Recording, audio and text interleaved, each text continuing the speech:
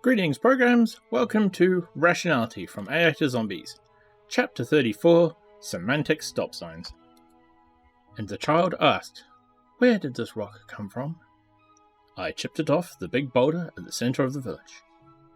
"Where did the boulder come from?" "It probably rolled off the huge mountain that towers over our village." "Where did the mountain come from?" "The same place as all stone. It is the bones of Ema, the primordial giant." "And where did the primordial giant, Ema, come from?" "From the great abyss. Gnungagap." "And where did the great abyss, Gnungagap, come from?" "Never ask that question." Consider the seeming paradox of the first cause. Science has traced events back to the Big Bang. But why did the Big Bang happen? It's all well and good to say that the zero of time begins at the Big Bang, and that there is nothing before the Big Bang in the ordinary flow of minutes and hours. But saying this presumes our physical law, which itself appears highly structured. It calls out for explanation. Where did the physical laws come from? You could say that we're all a computer simulation, but then the computer simulation is running on some other world's laws of physics. Where did those laws of physics come from? At this point, some people say God.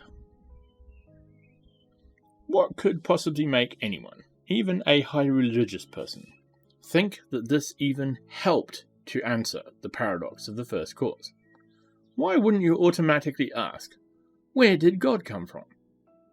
Saying that God is uncaused, or God created himself, leaves us in exactly the same position as time began with the Big Bang. We must ask why the whole meta-system exists in the first place, or why some events, but not others, are allowed to be uncaused. My purpose here is not to discuss the seeming paradox of the first cause, but to ask why anyone would think God could resolve the paradox.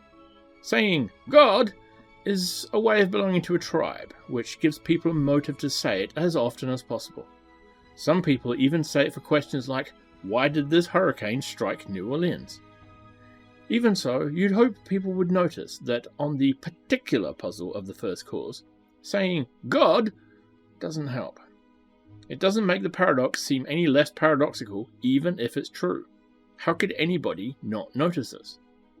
Jonathan Wallace suggested that God functions as a semantic stop sign, that it isn't a propositional assertion so much as a cognitive traffic signal.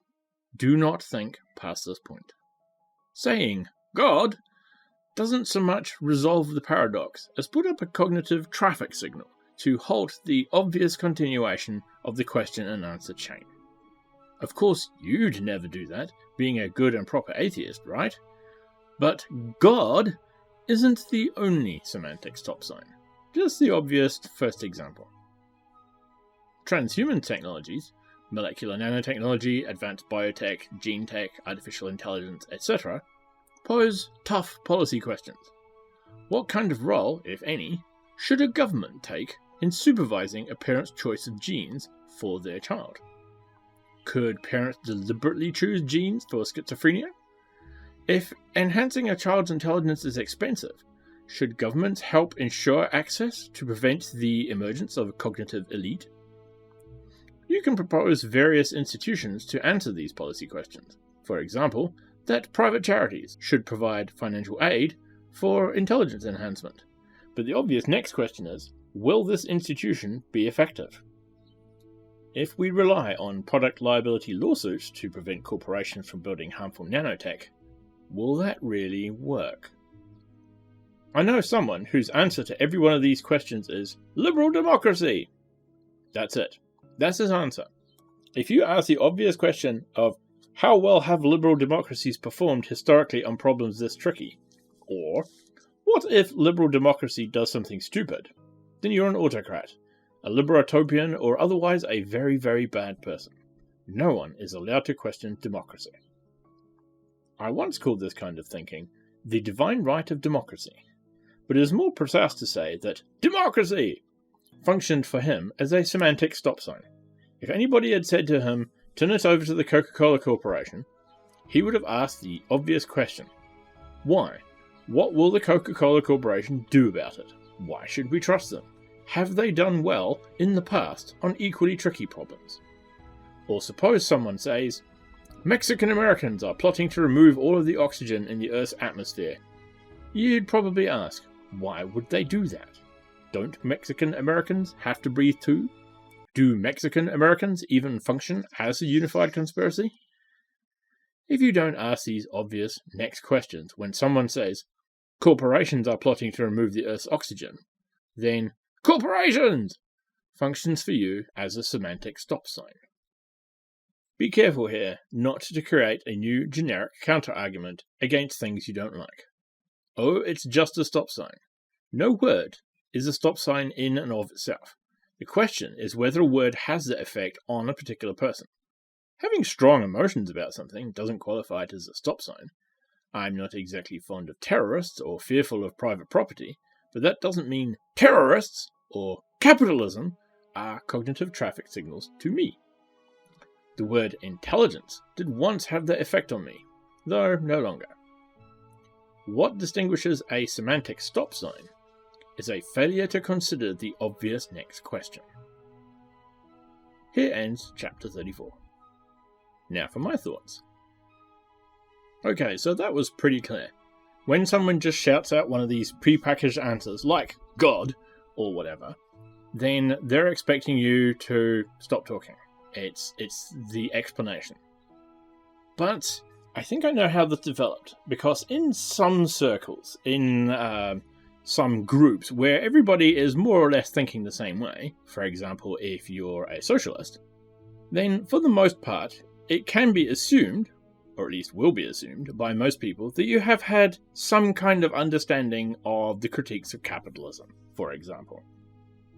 And so when somebody says, yeah, well, that's how capitalism works, or just shouts, capitalism, then it can be a package, a label for stuff that we all already know.